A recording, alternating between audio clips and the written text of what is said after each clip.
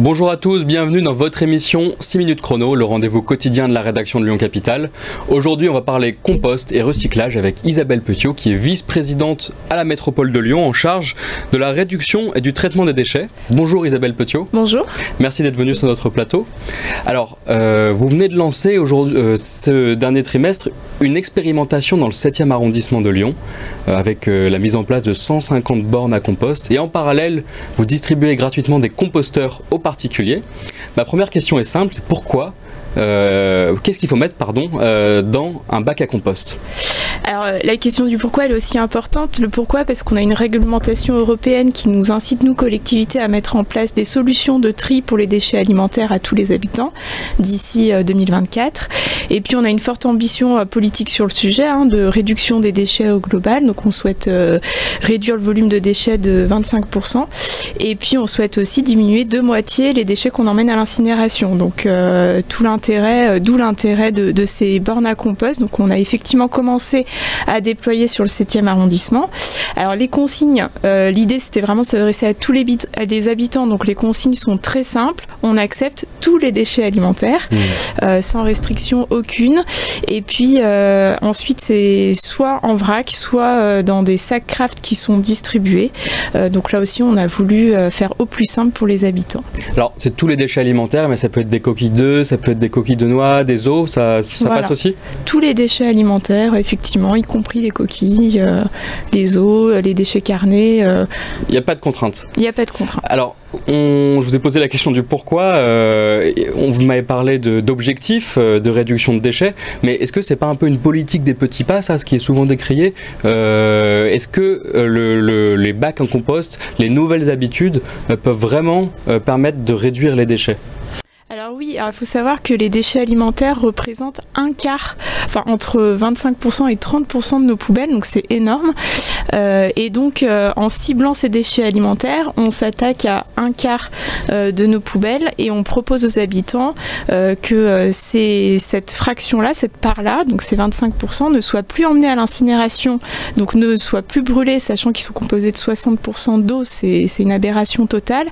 Et on leur propose de les valoriser, donc en compost, via les bornes à compost, ces déchets sont collectés, amenés sur des plateformes et valorisés en compost. Il faut savoir que le compost, c'est un engrais naturel formidable pour nos sols, qui les restructure, qui permet de retenir l'humidité et puis qui les enrichit de manière durable. Donc le projet, c'est vraiment là d'enrichir nos sols par ces nouveaux déchets. Et ce que je veux dire, c'est que non, c'est pas une politique des petits pas, bien au contraire, on est là vers une grande avancée pour les collectivités et pour les habitants, parce que concrètement, on a plein d'habitants qui sont volontaires, qui veulent agir et qui n'ont pas forcément les solutions. Et là, on leur propose sur un plateau la solution pour s'attaquer à ces 25% de leurs poubelles. Donc concrètement, non, c'est réellement une grande avancée. Et peut-être aussi une précision que j'ai pas dit pour le compost, il a un autre avantage qui est beaucoup moins connu et pourtant très efficace, c'est qu'il capte et il retient du carbone. Donc c'est un puissant levier contre le réchauffement climatique et ça on le sait pas, mais grâce au carbone et grâce au sol, on peut lutter contre le réchauffement climatique. D'accord, donc l'élément principal tout de même, ça reste une réduction à peu près de 25% des déchets qui pourraient aller à l'incinérateur, c'est bien cela? Enfin, qu'on évite de l'incinérateur, voilà, qu'on évite d'envoyer à l'incinérateur. Tous les déchets alimentaires, ils n'iraient pas à l'incinérateur, parce que l'incinérateur, derrière, c'est de la pollution. Alors l'incinérateur, ce qu'il faut se dire, c'est que c'est juste que c'est de l'énergie qui est gaspillée pour rien, vu qu'en fait on a besoin de beaucoup d'énergie pour brûler ces déchets composés d'eau. Enfin, c'est ce que je disais précédemment.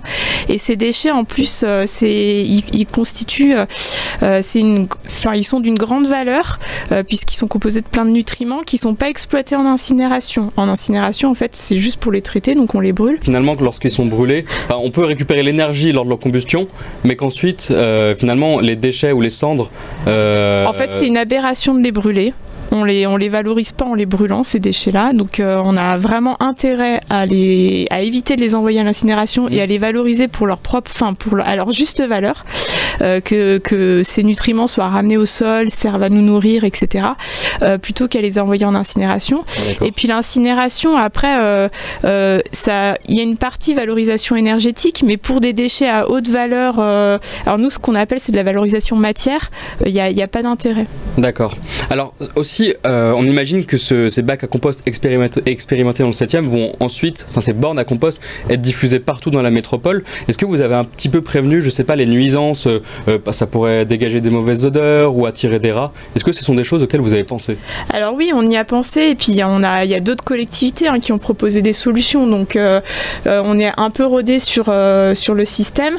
Et là, ce qui est pensé, c'est donc ces bacs à compost sont vraiment réfléchis de par leur structure, les matières utilisées pour justement éviter toutes ces nuisances-là, et surtout, ils sont collectés fréquemment. Donc les nuisances n'auront pas le temps de s'installer. Il n'y aura pas de problème d'odeur, par exemple, l'été, parce qu'à Lyon, il y a de fortes chaleurs tout de même. On va bien sûr le mesurer et le surveiller de près, mais l'équipement en tant que tel est vraiment pensé pour éviter toutes ces nuisances. Très bien, ce sera le mot de la fin. Merci beaucoup d'être venu sur notre plateau. Merci à vous. Quant à vous, je vous remercie d'avoir suivi cette émission. Vous pouvez retrouver tous les détails sur le site de l'actualité lyonnaise lyoncapital.fr. À très bientôt.